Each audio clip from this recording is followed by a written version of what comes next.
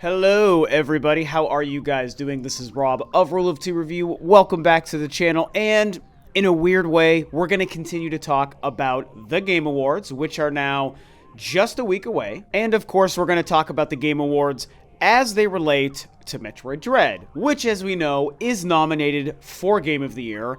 A very exciting thing, a very exciting moment, something that I think a lot of us Metroid fans clearly feel that the game deserves, and also maybe the franchise deserves this kind of recognition as well.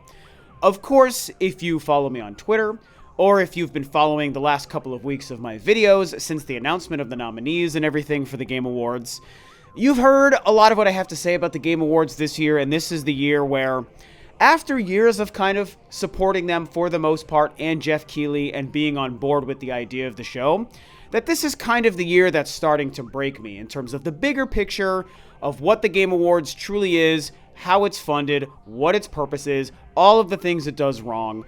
And even though it comes with this amazing Metroid Dread nomination situation, which is mostly what we're going to talk about today, yeah, I have to admit that this is the year that I'm also weirdly struggling with the whole idea of the show. But I've spent enough time talking about all of that stuff, the bad, negative Game Awards feelings that I have in me right now, and I really want to turn this video back to the most important element of the whole thing, which is Metroid Dread the game, Metroid the franchise, the possible representation and maybe Metroid-related surprises we could see at the show, fingers crossed, and really what it could mean for Metroid Dread to win Game of the Year at the Game Awards show, which is a divisive, polarizing kind of thing. Just beyond my current feelings and my kind of misgivings about what maybe is going on and all of the behind the scenes and business related stuff that I've really learned that I just can't deal with when it comes to the show, there is still this exciting factor. And does winning Game of the Year really matter for Metroid Dread and for the Metroid franchise, despite these negative feelings that a lot of us have about it?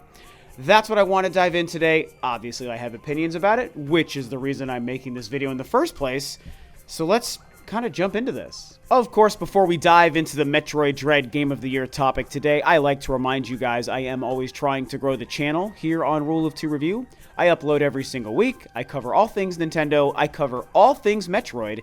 And I discuss all things gaming. So as you watch this video, if you seem to like what I'm doing and what you hear, then I hope you will consider subscribing to the channel. So like I already alluded to, I think that Metroid getting any kind of recognition this year at this show, despite these controversies, is definitely a big deal and very exciting, like I mentioned in the beginning here. Going into 2021, none of us really knew if we could or should expect any kind of Metroid news at all. I obviously had my own beliefs and theories about Metroid Prime 4 having some kind of a presence or reveal this year in 2021. There were definitely rumors and conversations I had been hearing behind the scenes, and some public things about a 2D Metroid game maybe being made, and so that definitely was a bit of a conversation being had, but again, none of us knew what to truly expect. Most of us were just banking on this idea of 2021 being the 35th anniversary year for the Metroid franchise, and just like Nintendo did some things to celebrate Mario last year in 2020, most of us were holding on to hope for Metroid Prime 4 news or a Metroid Prime Trilogy announcement for Switch simply to celebrate the 35th anniversary. But at the end of the day, I think we actually got the best possible announcement any one of us could have possibly wanted. A brand new Metroid game we didn't officially know was being made, a game that is Metroid 5, and a game that is resurrecting the long-fabled Dread idea from back in the mid to late 2000s. This was a huge revolutionary moment. You saw my reaction the day that it happened. You've seen my thousands of videos I've made about Metroid Dread ever since then. You guys know how big of a deal it was.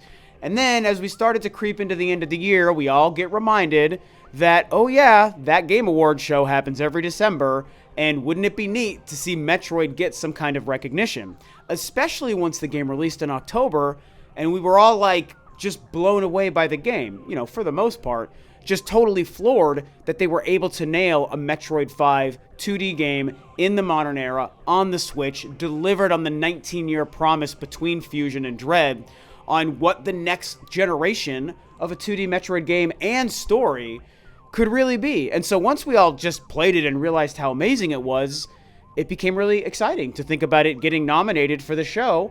And like I said, that's exactly what happened. So in and of itself, the nomination of the game is certainly a big deal and a monumental moment for the franchise, and I think we're all waiting on pins and needles to see if the game actually wins this award. And whether or not it has a great shot or a not good shot or whatever the case, I wanted to then explore what it could truly mean for the Metroid franchise and for this game if it does somehow end up shocking the world and winning the Game of the Year award, because the show is so divisive. And a lot of people have been kind of over the concept of the awards and the sponsorships and all the world premieres, the lack of true, I think, honoring of the developers winning these awards, or even the idea of the awards themselves. Some of the things I've been talking about this year that's made me sick of the show, Jeff Keighley being divisive for some people.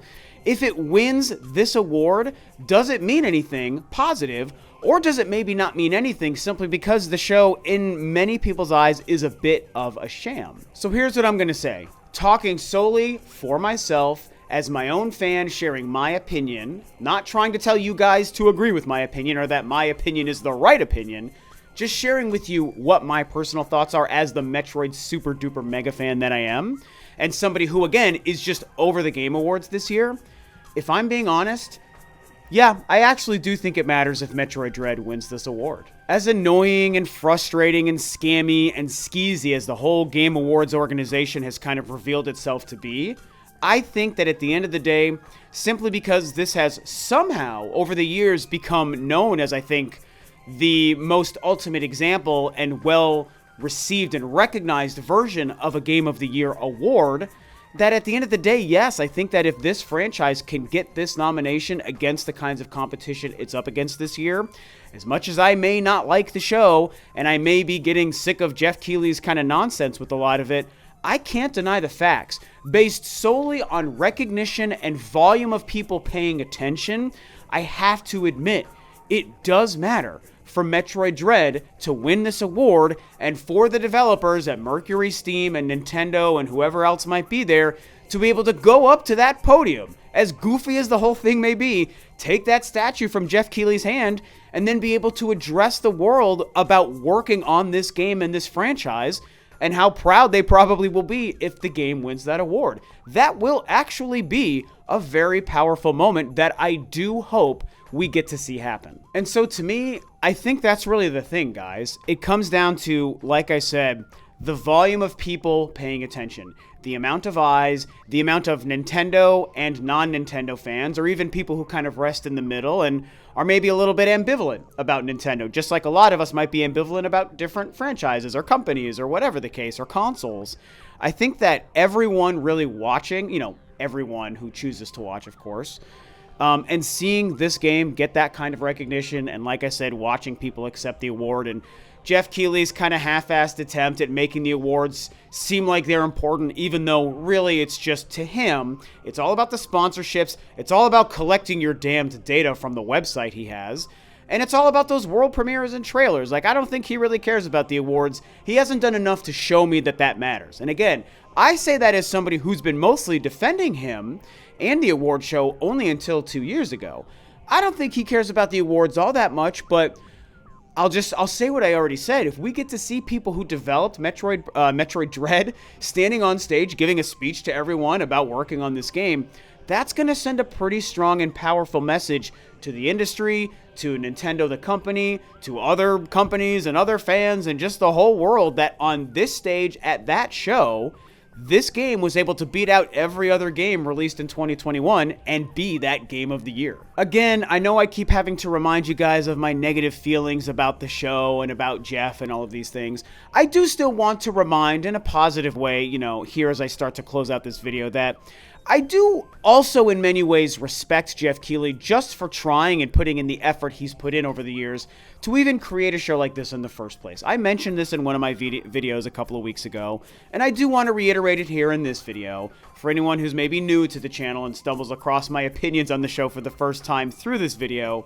I do respect the efforts he's put in. I think it's got more and more commercialized and money and data driven as the years have gone on, and that's the stuff that I've kind of given up on this year.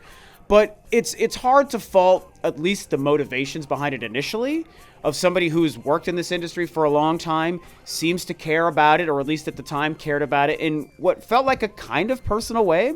And somebody who said it would be great to have a show and a celebration of developers and the games that released every year. And I think at first it was a little bit of a gimmick to throw trailers into the show. But what ended up happening is the show, even as people hated it at the beginning, more and more people kept watching it every year. And I think that once the numbers and data really started to trickle in, most of the industry started to realize, hey, this is actually a legitimate place to put our products in front of people because there are so many eyes on it. And I think that's how some good and some bad developed into the Game Awards as the years gone on. And sadly, I do think we've seen Jeff Keighley kind of buy more and more into that aspect of the show and drink that money-flavored Kool-Aid more and more as the years have gone on. And so that's where I think I've seen some of the integrity of the show kind of go away, but you know, that's neither here nor there, and I don't really want to keep harping on it. I just wanted to add, again, one more time, in a positive way, I do still respect the fact that Jeff Keighley even created the show in the first place. And so, to start to wrap this video up here, we ask ourselves the big question, does Metroid Dread even have a legitimate shot at winning Game of the Year? And I mean, yeah, my answer I think has to be yes, because bare minimum, on its surface, it's a good game. And if you're a good game, you should be worthy of and have a great shot at winning the award for Game of the Year. Metroid Dread is more than a good game. It's more than a great game. It's an excellent game. That's why it's even nominated in the first place. So, does it have a chance? Yes. The Metroid franchise is long-lasting. It's legendary. It's iconic. Most people worth their salt at least enjoy it, if not love it, and definitely respect the hell out of it because it's Metroid. It's Samus. How can you possibly not, if you have any sort of legitimate credentials within you to be within this industry, to not at least respect it, if not love the heck out of it? But we also can't forget that traditionally, events and shows like this aren't usually the most Nintendo friendly. I know Jeff does try, and Nintendo always does have representation, and I've even talked about recently, there has been a couple of times where they've had a game nominated for Game of the Year, and with Breath of the Wild, they actually won Game of the Year. So, obviously it's possible, but I do think there's something about the way these shows play out, the feeling of them, the audience, the broader audience it seems like they try to cater to, that there is a really great chance that Metroid Dread won't win Game of the Year, you know? All the different votes that people and industry insiders and everyone has been casting for this game or whatever games that they want to win, I think Metroid Dread is probably in like the top 50% chance to win. But if I had to just place a guess, I kind of think Resident Evil 8 has the best chance at winning. I don't think any game is a lock to win, so I will say that in a positive way. It seems like it could go in multiple different directions, and that part is exciting. And as I've also said, I loved Resident Evil 8. And so while I think Metroid Dread should win, is the best game, and is obviously the game I want to win, because it's the Game Awards and it's just hard to predict how people receive Nintendo, if Resident Evil wins, I will be extremely happy because I love the game and honestly it's worth winning outside of the Metroid Dread thing. But I think most of us, at least watching this video, think Metroid Dread should win and definitely want it to win, right? I mean, as much as I just hate the Game Awards right now and I'm sick of its crap, I would almost be in tears if I actually see that this game gets to win and the developers get to address the world and just talk about it even for the 60 seconds they get to do so. It would be very emotional and very cool, man. And so, I don't know, it's like I said, it's like 50-50 that the game wins, maybe a little bit better than 50%, but I just don't know. So, that's the thing. Would it be, to wrap this up, would it be important for Metroid Dread as a game and Metroid as a franchise for this game to win Game of the Year at the controversial Game Award show? Yes, it would actually matter and be important. Will it win? Tough to say, but I don't know. At this point, the show's next week, so only time will tell. So that's it for me today about this whole Game Awards Metroid Dread topic. I sure would love to see the game win.